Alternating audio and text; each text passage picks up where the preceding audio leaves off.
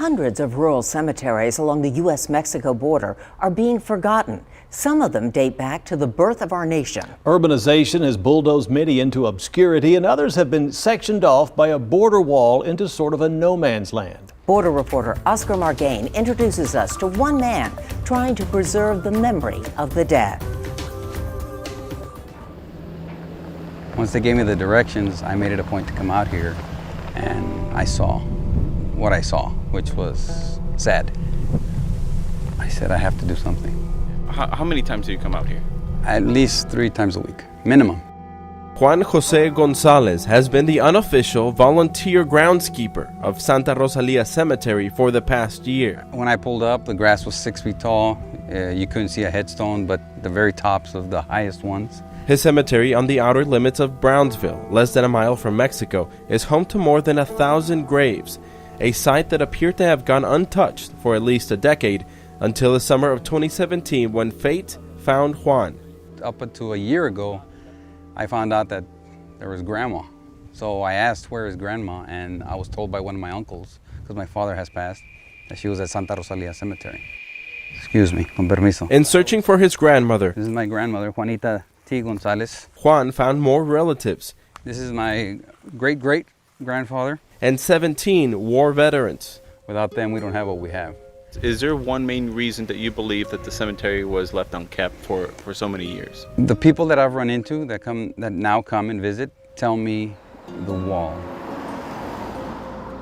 They were insecure or not sure about, can we go through? I know we can, but a lot of people don't know that. So they just stop coming. This is another classic ranchito cemetery. This one's San Rafael. You can see headstones, 10 or 15 that we can just see just by looking in the brush. The San Rafael Cemetery sticks out like an island in the middle of farmland, just north of the border fence. And that's actually a veteran right there. It's nearly impossible to count the number of graves. They've been taken over by overgrown brush. But this is sad. This is what I do not want to happen to Santa Rosalia. There's no way, no one is coming here anymore.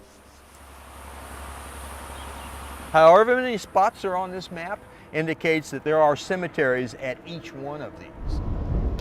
We wanted to get a better understanding of how many of these neglected cemeteries exist along the border, so we called on local history expert and living encyclopedia, Eugene Fernandez. Where's the cemetery? You tell me. That's it. Eugene took us on a trail from one south end of Cameron County to the other. In the foundation of that wall, there was a small cemetery that was bulldozed over. Visiting more than a dozen grave sites, some of them hidden in dense brush, while others stood out like desolate islands, all remnants of ranch communities that no longer exist.